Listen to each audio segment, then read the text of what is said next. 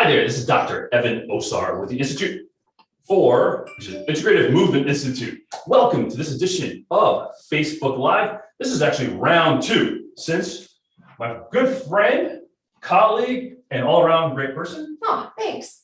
Jackie Bachmeyer, is joining me today for Facebook Live. Very cool shirt. I know, isn't this That great? dude looks very familiar to me, as does that dude. Yeah. Can I tell a funny story? Always. Can I? Okay. Yeah, absolutely. So I just love my Two Bald Brothers t-shirt. I'm taking a day off in Galveston, right? And I'm riding up the elevator from dinner with my cousin. And this lady's standing across from me in the elevator and she's like, hey, I'm very intrigued by your t-shirt. Two Bald Brothers with a microphone. And she goes, is that a rock band? And I started chuckling and I was like, not a rock band, but they are two guys that are rock stars in fitness. Oh, that's awesome. Well, thank you very much. That's awesome. Awesome.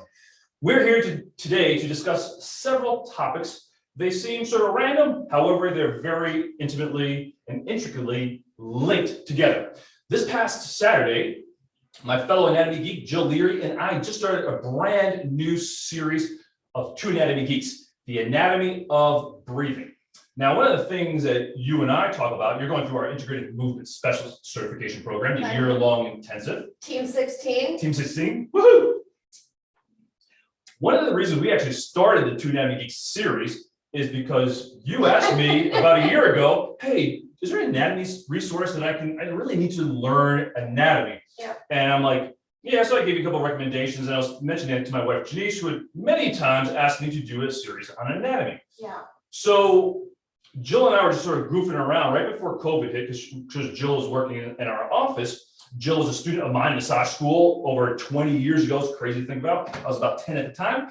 And yeah, terrible. I'll stick to the science. I won't give up my day job. So Jill came to work in our office. She still teaches anatomy at the massage therapy school where she went to school, where I used to teach, where all of us used to teach with my wife, Denise, as well. So we just started goofing around on Facebook Lives, doing some anatomy series, and people really, really liked it. So when COVID hit, we started to do this virtual series of Two Anatomy Geeks, and it's become one of our most popular series, hence the reason here we are a year later doing it. Can you talk about anatomy and how is anatomy, first of all, talk about your business a little bit, just share with what you specialize in, because you have a really unique facility here, Evolution Fitness and Wellness in Houston, Texas. I do. And you really have, one of the things that has really become evident to me over the years of working with you, consulting with you, and spending time with you here in this facility is the community you've created. So can you talk about a little bit about your expertise, what you do, and how you work and how you've been able to foster such an amazing community? Because all of us need a better ability to attract the right people and build that connection that we're so missing today, and especially in these times. Yeah, I think when I first opened EFW in 2016, I just had this expectation that I was going to train older adults without really understanding what that meant, truly. I just, my mindset was one-on-one training, not really the idea of building a community. Joined the Functional Aging Institute's business coaching program, the Mastermind, which I still am a part of today. So big shout out, to them.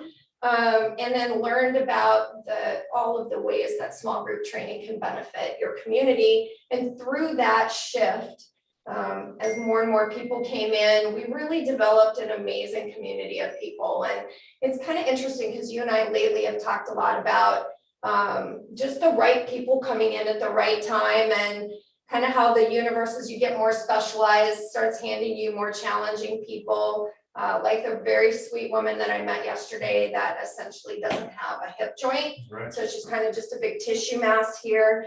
And you just get handed more challenging people, but they're all amazing people. Yes. And the ones that don't really bond and are not really cohesive with your training style, your belief systems, and your community will weed themselves out pretty quickly. And so I think the people I have, they know the importance of fitness. They know that Jason and I really care about them. Our trainers are spectacular. Yep. Egos are left at the door. Everybody just comes in and they do what they need to do and are appreciative about it.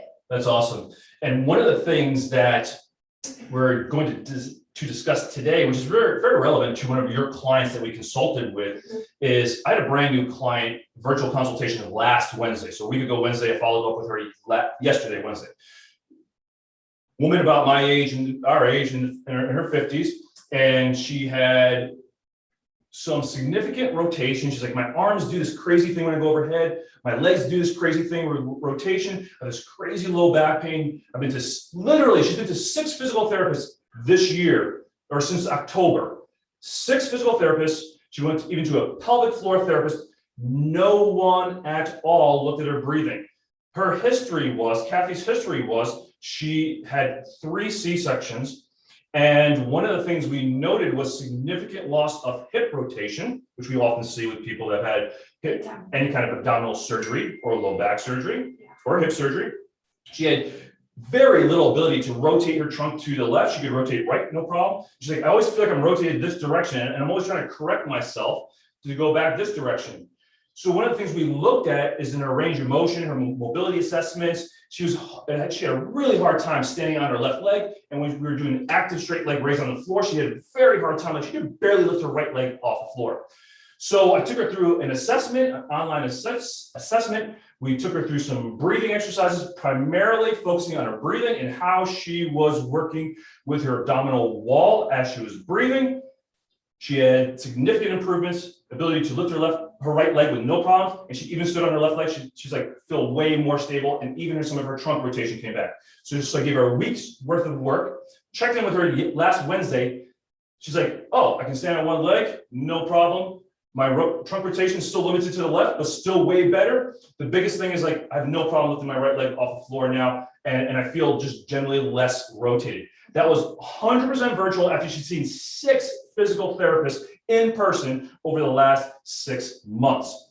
Now, you have a client, Joe, who we consulted with shoulder issues. Okay. Yeah. Can you talk a little bit about Joe? Because Joe's just an awesome human being. Like, just awesome, funny, generous, kind. And he wants to go out for steak dinner, so that's even better. Yeah, even better, right?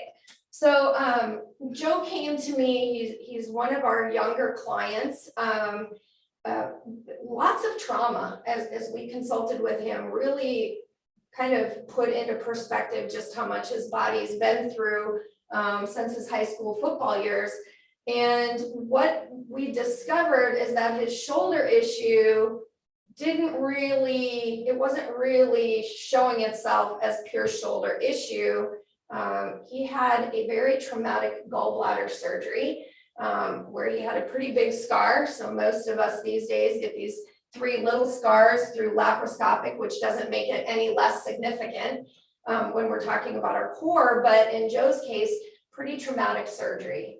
Just for a minute. Yeah.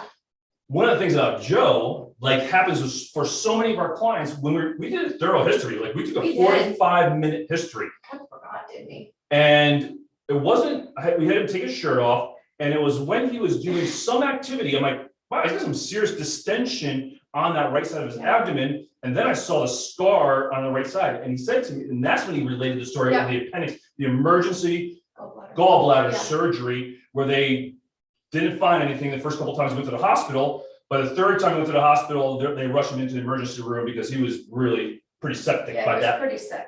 And so here he is with a significant scar. And then he also related, like when I'm in the shower and reaching for my shampoo, I'll often get a cramp on the right side of my abdomen and low back as well. And he's also had low back surgery. Mm-hmm. So you continue now. Yeah, so I mean, it's just really that's the story, right? Is understanding that he had kind of forgotten that he had that. I don't know how you forget that you have a scar from top to bottom here, but whatever. I mean, it happens, right? And when you're focused on where you hurt, you don't always think about the other areas and how anatomy, particularly functional anatomy, and that all of that scar tissue can feed into movement or lack of movement. And so, going through that with him, we kind of discovered some things and put a plan in place for him, and he's doing his work and relates to me regularly that he's feeling better. And a lot of that has to do with breathing and release work. Yes, and one of the things that our guest anatomy geek, she's not a guest, she's part of our world, she's part of my life very, very, very deeply on many different levels. And she's the organizer of our community.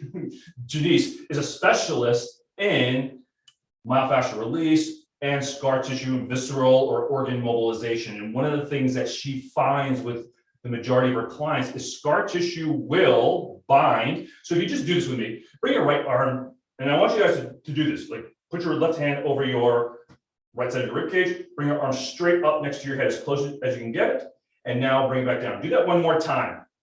Get a sense of what that feels like. Now take your shirt on that side and just kind of bind it down like that, okay? And now bring your arm overhead and you feel a much earlier and much stronger resistance. And that's very similar to what we saw with Joe, that his whole right side was sort of collapsed down. And yes, we needed to address the shoulder itself. Right. However, to give him more long-term effects and impact, we had to get him breathing into that side. Because when you think about surgery, we can't see the internal scar tissue, and doctors don't know about it until they go back in. Because Denise has had several clients. We've had several clients in our clinic. We had one woman in particular. She had an unplanned pregnancy at 44 years of age. She had a C-section. 4 years later, when her daughter was 4 years old, she was on vacation. She had to be rushed to the emergency room because the scar tissue from the C-section had attached from the back of her abdominal wall to her sacrum, had entangulated itself and strangulated her intestines. Again, that's a life-threatening issue as well. So emergency surgery to remove scar tissue and to remove that portion of her intestines that was strangulated. Denise has successfully helped many of her clients who would have to go in for surgery to remove scar tissue every 6 months after abdominal surgery or hysterectomies or similar type surgeries. She's been able to keep people out of these recurring surgeries by helping them improve their breathing, and specifically because the diaphragm works as not only a pressure regulator inside the cylinder, but it helps to mobilize the organs of the cylinder. So that's one of the things that Denise will be on talking about, like what is scar tissue, like real scar tissue, not like when people say, oh, I'm releasing scar tissue. You know, it's like, no, like the real scar tissue that comes post-surgical, after abdominal, C-sections, hysterectomies, gallbladders, appendectomies, low back surgery, hip surgeries. Many of these surgeries that people think are minimally invasive that also have the same impact on the body or very similar impacts on the body. Now, before we leave, we have to address one other issue. Yeah. Because you get this question all the time. Yes. Well, why don't you ask it? Because your clients ask you, you've had a run-in with a couple of your clients recently. I have. Dr. Osar, please tell me, why is breathing so important? Is it really important? Yeah, is it really important? Nah, it's overrated. It's overrated. We just talk about it because we need to be different in the industry, so we just want to talk about breathing, and it's all trendy right now, so it's an easy thing to talk about and get a lot of views. Now, here's the thing. One of the things that we tell our clients, and we share with our clients is, if just say you're 60 years of age, 70, 80, however old you are, maybe 50, in your 50s like us, 56, 52. So all of us have walked our entire lives, given the fact maybe we're not, we don't have some disability, right? So does your walking, or has your walking gotten better the older you gotten, the more you walked? Likely not. Not unless you've done something specifically to improve the optimization of your walking and the efficiency of your walking. Because if you look at our older adults, what do they walk like? They don't walk tall, they don't walk with big long strides. That we've also, actually the research is showing that the slower you walk, the less steps, the smaller steps you take, that's directly contributable to all risk mortality. I mean, like you will die sooner the slower you walk, okay? So think about this, your older clients, they shuffle along and sort of walk like some variation of this. They'll often weeble wobble when they walk. They will not walk very efficiently with good rotation and good uprightness. So walking doesn't improve walking the more you walk. That's right. Well, breathing is the exact same way. Your breathing doesn't get better over time just because you keep breathing. In fact, your breathing decreases in efficiency just like everything else in the body. Studies are coming out now showing that balance is directly linked to how one's breathing. That the diaphragm, like any other skeletal muscle, will atrophy 30%.